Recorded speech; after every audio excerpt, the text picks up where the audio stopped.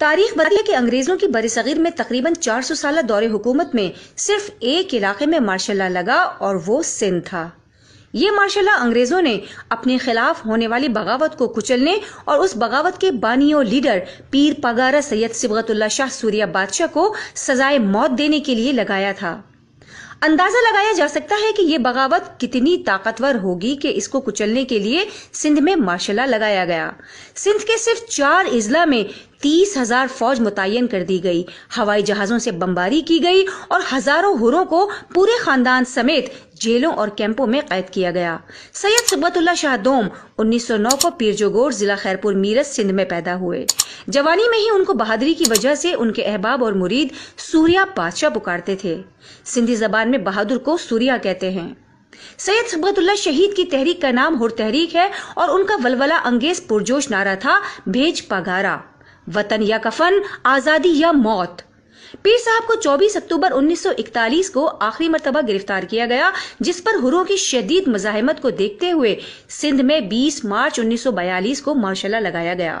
مقدمے کے دوران میں انگریز حکومت نے اپنے کئی ایجنٹوں کو پیر صاحب کے پاس بھیجا کہ وہ حکومت سے معافی مانگ لے تو انہیں معاف کیا جا سکتا ہے اور اس طرح وہ پھانسی سے بچ سکتے ہیں، لیکن پیر صاحب نے ان سب کو ایک ہی جواب دیا: شہادت ہمارا تاج ہے، اسے آگے بڑھ کر پہن لینا ہمارے لیے عبادت ہے۔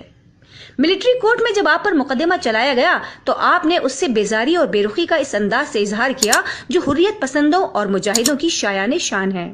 آپ نے مسکراتے ہوئے پھانسی کا پھندا گلے میں ڈالنا پسند کر لیا، لیکن غلامی اور جابر سے معافی طلب کرنے کو ہرگز گوارا نہ کیا۔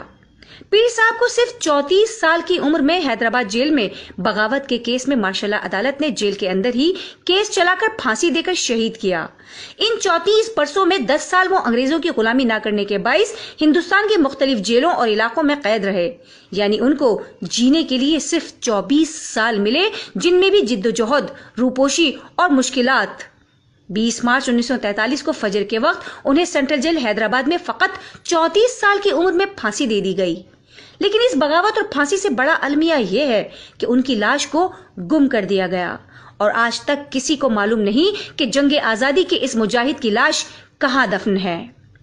آزادی کے ان متوالوں کی کہانیاں ہم نے بھلا دیں، لیکن پاسبان جد و جہد آزادی کے اولین ہیروز کی سرفروشی کی داستانیں پھر سے زندہ کر رہی ہے، تاکہ نئی نسل اپنے اجداد کی قربانیاں یاد کرے اور اس بار کالے انگریزوں سے وطن کو چھڑانے میں اپنا بھرپور کردار ادا کرے۔